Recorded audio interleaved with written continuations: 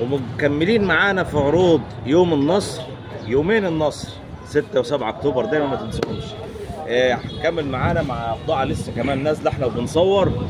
وصل لينا زيت الآلية.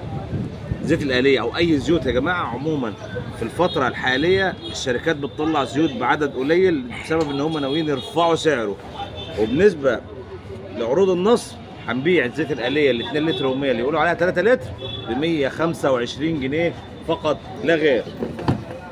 ومعانا الهانم دي بتتباع ب 335 في اي حته وفي اي مكان. العرض بتاعنا اللي هو الجامد اللي هيكون عامل 328 75 جنيه قرش، 328 جنيه 75 قرش.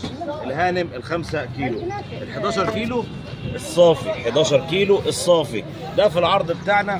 في عرض مميز جدا هيكون عامل 908 ونص، 908 ونص.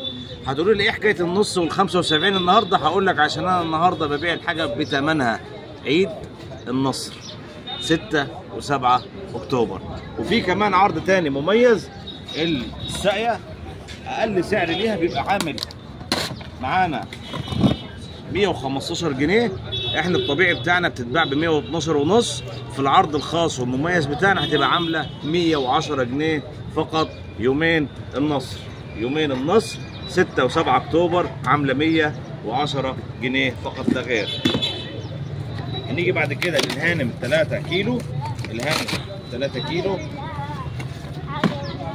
الطبيعي بتاعها المفروض تتباع ب 210، احنا مش هنبيع ولا ب 205 ولا هنقول 200، عامله 199 جنيه فقط لا غير.